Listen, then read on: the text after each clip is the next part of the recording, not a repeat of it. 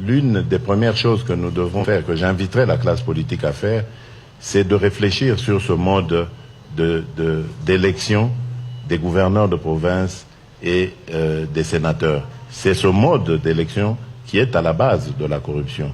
Et donc il faut réfléchir sur la manière de le changer et de donner au peuple, de la même manière que pour les élections législatives nationales et provinciales, et même présidentielles, le droit de voter directement, de choisir directement ses élus. Et donc, pour terminer avec cette question de la corruption, je dirais le combat contre la corruption, je le dis et je l'affirme, sera une de mes priorités. Je combattrai la corruption avec toutes les méthodes démocratiques possibles, mais jusqu'à ce que celle-ci sera totalement éradiquée de notre société.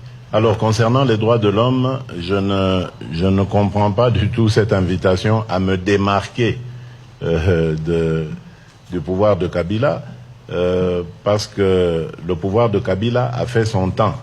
Maintenant, c'est le mien qui commence. Donc, il n'y a pas de démarcation à provoquer là. J'ai amené ma méthode et je vais vous dire comment est-ce qu'elle est déjà en train de faire ses effets. Depuis que j'ai été élu, j'ai commencé à sévir sur les agents des forces de l'ordre qui violent les droits des citoyens, et j'en veux pour preuve, en ce moment, il y a 3 colonels qui ont été arrêtés pour avoir donné l'ordre de tirer sur des étudiants quelques jours après mon investiture. Au niveau de la télévision nationale, la télévision officielle, qui ne donnait pas accès à l'opposition, aujourd'hui, elle le fait. L'opposant qui continue de revendiquer sa soi-disant victoire a le champ libre. Non seulement ses activités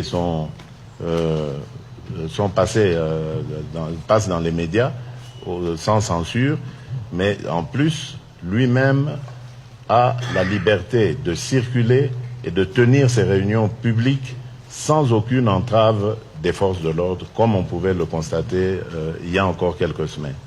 Dans les jours qui viennent, je peux vous dire que tous les prisonniers politiques seront libérés selon évidemment leur cas, parce qu'il y en a qui peuvent bénéficier de la grâce présidentielle immédiatement, d'autres, rien qu'avec leur procédure, elle peut être levée et leur obtenir la libération.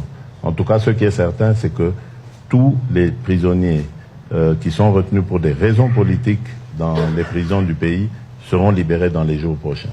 En ce qui concerne l'ANR, l'Agence nationale du renseignement, qui était la police politique depuis toutes ces années, depuis notre indépendance, la police politique du pouvoir, va être requinquée. On va lui redonner un autre visage plus humain. Et j'ai d'ores et déjà donné l'instruction pour que tous les cachots de ces services soient fermés et qu'on ne puisse plus retenir des individus dans ces endroits uniquement à cause de leurs opinions politiques. Ça n'arrivera plus. Et je sais que c'est une question de temps aussi, parce que certaines habitudes sont restées. Mais croyez-moi, avant la fin de mon mandat, on ne parlera plus d'arrestation arbitraire en République démocratique du Congo. Merci beaucoup. Thank you very much. I know you got more questions, but trust me, the answers speak volume. For now, I want to invite